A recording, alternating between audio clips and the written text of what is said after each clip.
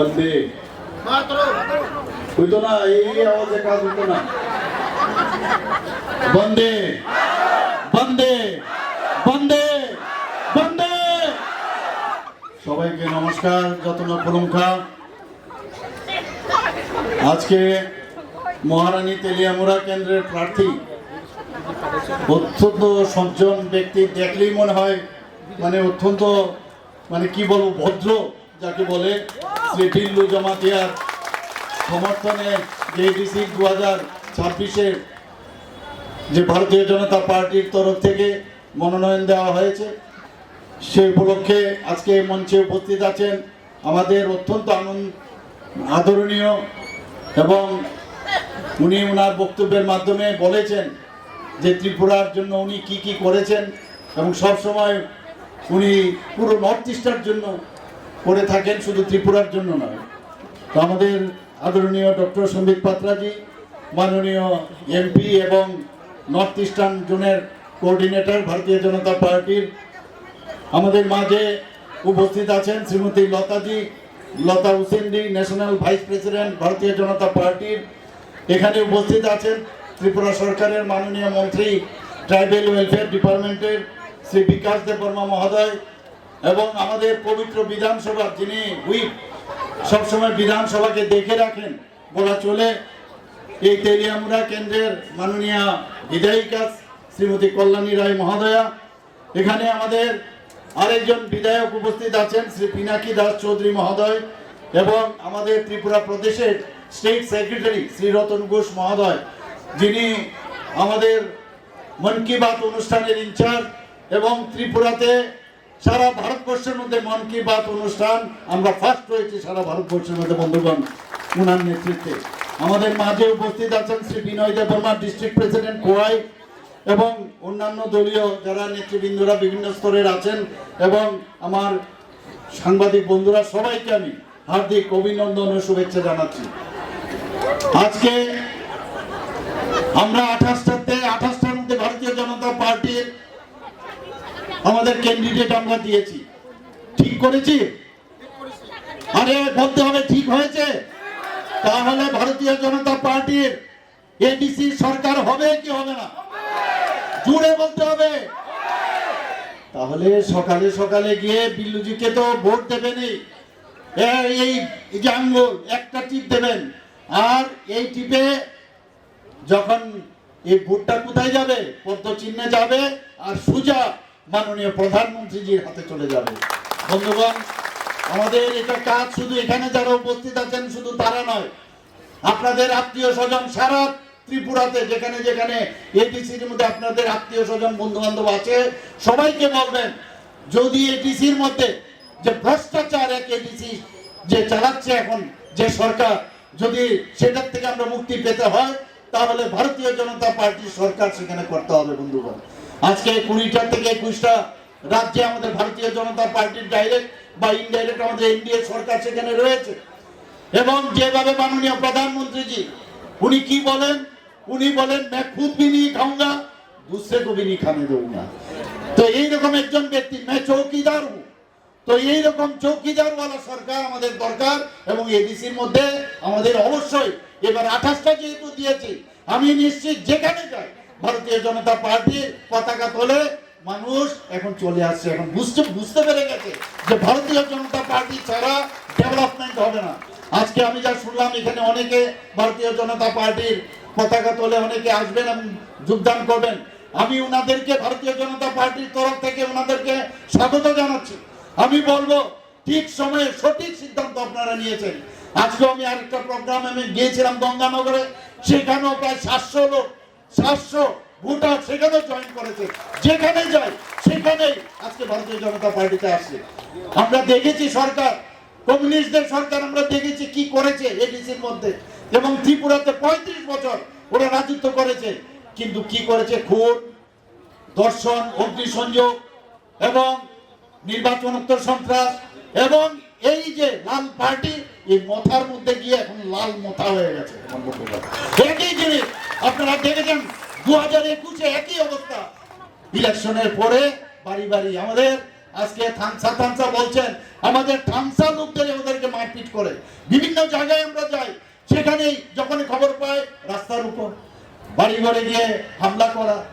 এবং যেটা আমার পূর্ববর্তী বক্তা সম্বিতজি বলেছেন যে আমরা হিংসায় বিশ্বাস করি না, আমরা গুন্ডামিতে বিশ্বাস করি না। আমরা পার্টি একটু অন্য ধরনের পার্টি।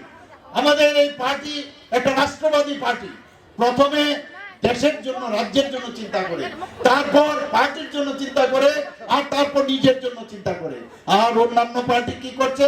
উল্টো। ওরা প্রথমে নিজের জন্য চিন্তা করে, আর আমাদের পার্টি দেশের জন্য। রাজ্য যদি আজকে দেশ যদি শক্তিশালী না হয়, তাহলে কি করে আজকে আমরা সামনের দিকে এগিয়ে যাব? বন্ধুগণ, আজকে আপনারা দেখেছেন কিছুদিন, গত লাস্ট যে রোববার মন কি বাত অনুষ্ঠান হয়েছে, সেখানে মাননীয় প্রধানমন্ত্রী দুটো জিনিস ত্রিপুরার ব্যাপারে বলেছেন। কি বলেছেন?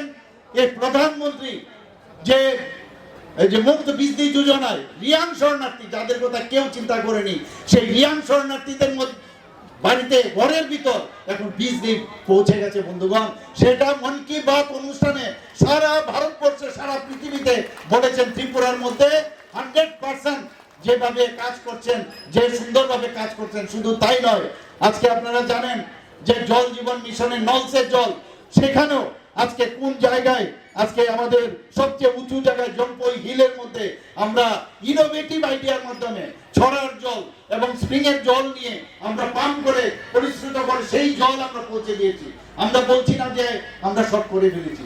আমরা এই এডিসির মধ্যে প্রায় বহু জায়গার মধ্যে, আমি বিধানসভার মধ্যে বারবার বলেছি, 100% বহু জায়গায় 100% নলসের জল গেছে। কিছু জায়গায় 90% গেছে, কিছু জায়গায় 85% গেছে।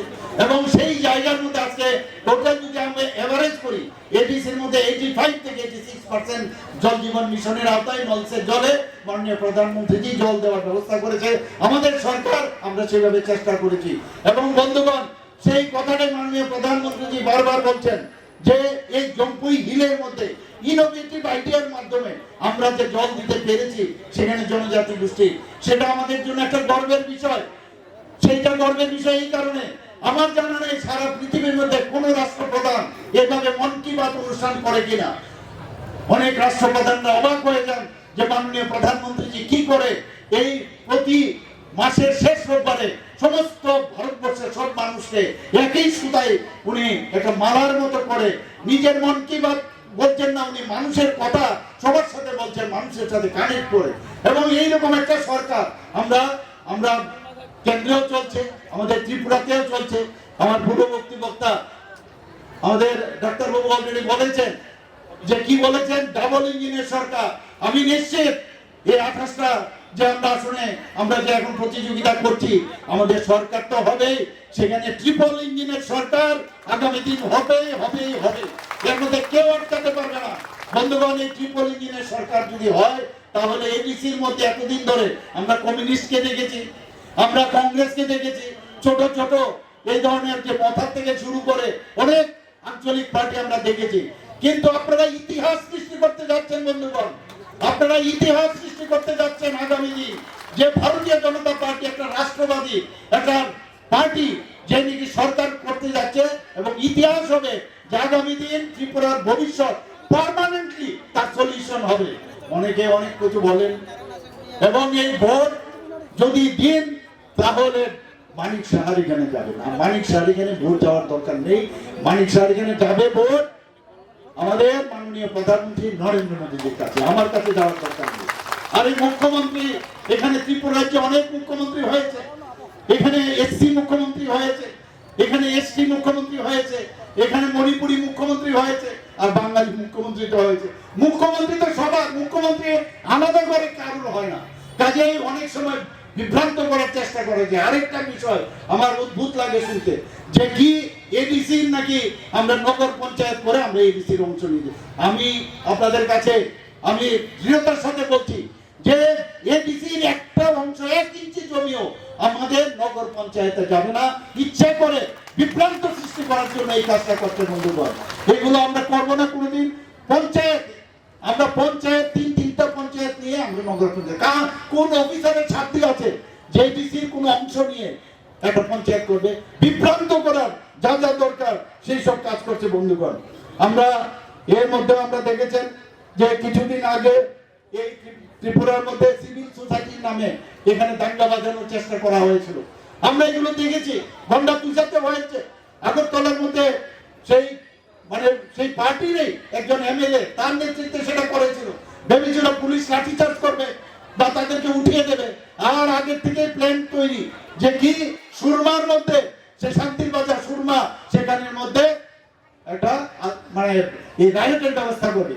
এবং যখন দেখলো যে পুলিশ কিছু করছে না, তো 2টোর সময় ওনারা উঠিয়ে দিলেন।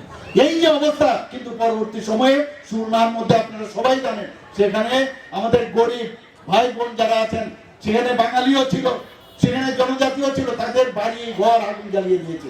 আমি সেখানে গেছি, গন্ডাতে যেতে হয়ে গিয়েছি, সেখানে গিয়ে 3 দিনের মধ্যে সেই সমস্যার সমাধান করেছি। বন্ধুগণ, আপনাদের কাছে একটাই আবেদন থাকবে, আপনারা সতর্ক থাকবেন।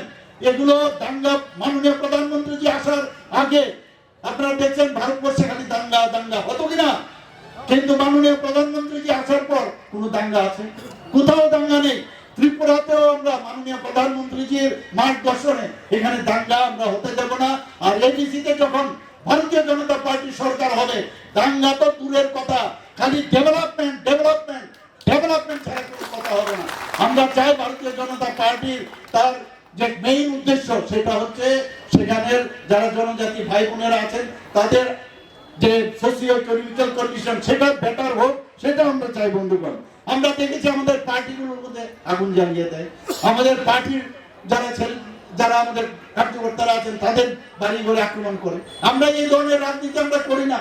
আপনারা দেখেছেন আমরা সত্যিকারের অর্থে মানুষকে সম্মান দিতে জানি। মহারাজা বীর বিক্রম কিশোর মাণিক্য বাহাদুর, যাকে কি বলা হতো যে আধুনিক ত্রিপুরার রূপকার, মাননীয় প্রধানমন্ত্রী এসে উনার নামে সিঙ্গার বিল ছিল। উনার সময়ে সেকেন্ড ওয়ার্ল্ড ওয়ারের সময় সেখানে সিঙ্গার বিল এয়ারপোর্ট ছিল। সেটাকে এরা কিন্তু কমিউনিস্টরা রাজত্ব করেছে, কংগ্রেসরাও করেছে, অনেক লোকাল পার্টি ছিল, কেউ তো করেনি। মাননীয় প্রধানমন্ত্রী এবং বিজেপি পার্টি এসে উনার নামে উৎসর্গ করে আজকে আগরতলা এয়ারপোর্টকে মহারাজা বীর বিক্রম কিশোর মাণিক্য বাহাদুরের নামে করেছে। আকামান চৌমনির সামনে একটা ছোট আইল্যান্ড আপনারা দেখেছেন, 0 মাইল ফলক, সেখান থেকে শুরু হতো যে কোন জায়গা থেকে এখানে আজকে তিলিয়ামুড়া কত মাইল কত কিলোমিটার, তখন মাইল হতো।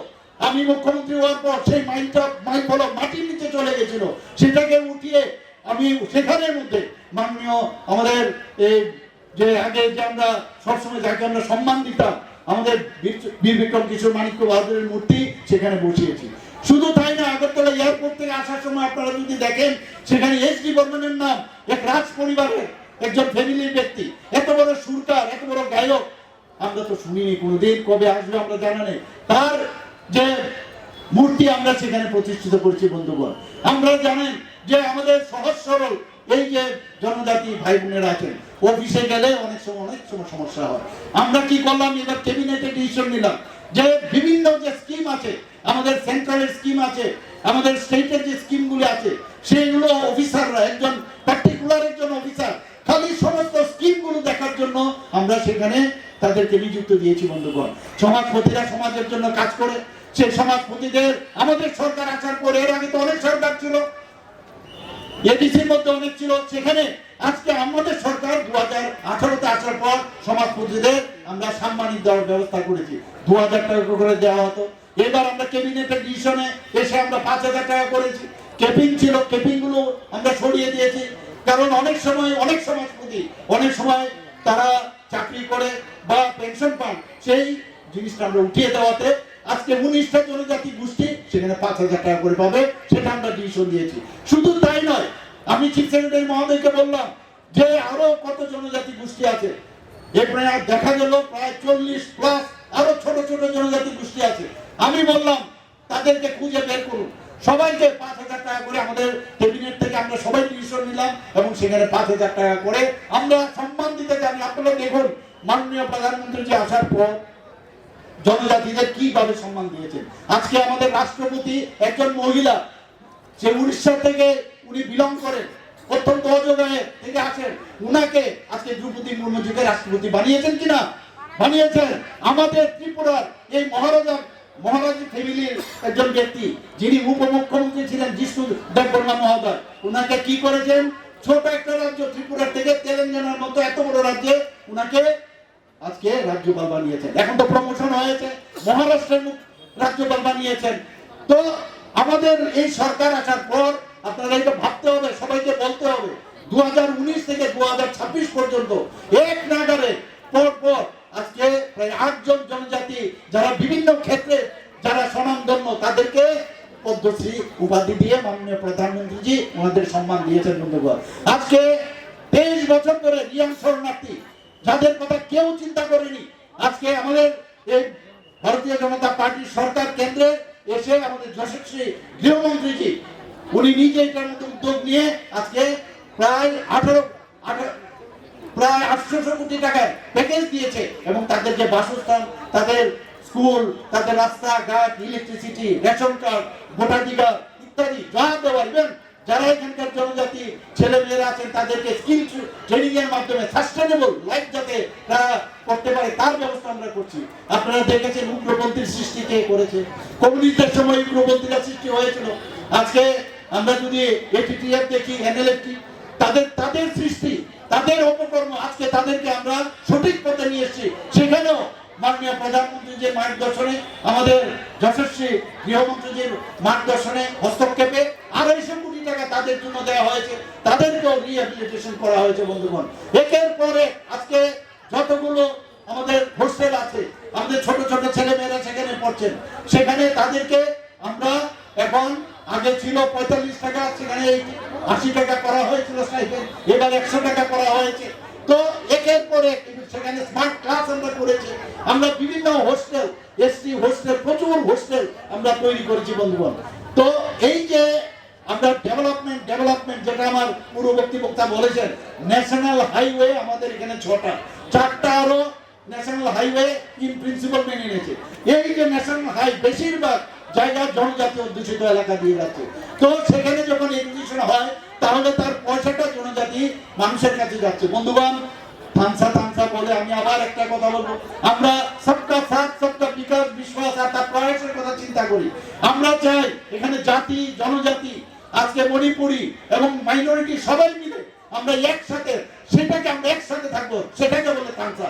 আমরা মারপিটে বিশ্বাস করি না। বন্ধুগণ, আমরা চাই ত্রিপুরাতে শান্তি প্রতিষ্ঠিত হোক, এবং ত্রিপুরাতে শান্তি প্রতিষ্ঠিত হয়েছে বলে আপনারা সবাই জানেন যে কিছুদিন আগে দিল্লিতে অষ্টলক্ষ্মীর যে বিজনেস সামিট হয়েছিল, সেখানে 8টা স্টেটের মধ্যে 30,000 কোটি টাকার সেখানে নিবেশ হয়েছে।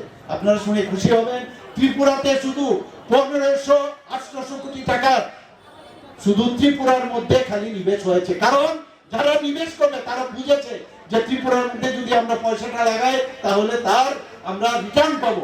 অর্থাৎ এখানে আইন শৃঙ্খলা তো ভালো আছে, চেষ্টা করবে অনেক আইন শৃঙ্খলার কথা, কিন্তু আজকে আইন শৃঙ্খলার দিকে 28টা রাজ্যের মধ্যে আমরা নিচের দিক থেকে 3 নম্বর স্থানে আছি। বন্ধুগণ, আমরা চাই এখানে জিরোতে চলে আসে। আমরা এটা করবো, মানুষ যেন রাত্রে 1টার সময় 2টোর সময় যখন খুশি আমাদের যারা ছেলে মেয়েরা আছেন যারা বেরোতে পারে। আমরা চাই এডিসি এলাকায় ইঞ্জিনিয়ারিং কলেজ হোক, সেখানে অন্যান্য মেডিকেল কলেজ করার জন্য অলরেডি আমরা সেখানে জায়গাও ঠিক করে নিয়েছি আমবাসার মধ্যে। এখানে ইঞ্জিনিয়ারিং কলেজ হবে, মেডিকেল কলেজ হবে, বিভিন্ন ইনস্টিটিউট আমরা এডিসির মধ্যে করবো। খালি কিছু চাই না, শুধু আপনাদের আশীর্বাদ চাই। আমি চাইবো, আমি আর বেশি কিছু বলছি না। এখানে আমাদের মাঝে বিল্লু জমাতে এখানে উপস্থিত আছেন, বিল্লু ভাই এখানে আয়ো, বিল্লু জমাতে এখানে আছেন। সুজা ভোট 12 তারিখ সকাল গিয়ে একদম জোরে টিপ দেবেন, আর কিছু লাগবে না, তাহলেই এই ভোট মাননীয় প্রধানমন্ত্রী যেখানে যাবেন। আর এডিসি কে একটা নতুন এডিসি আমরা তৈরি করতে চাই, নতুন ত্রিপুরা আমরা তৈরি করতে চাই। আর মাননীয় প্রধানমন্ত্রীজি যে আমাদের এবারের যে অপারেশন সিন্দুরের সময় বলছেন যে নিউ ইন্ডিয়া, আমরাও নিউ ত্রিপুরা আমরা তৈরি করবো, নিউ এডিসি তৈরি করবো। সবাইকে নমস্কার জানিয়ে আমার বক্তব্য শেষ করছি। কুলুম খান।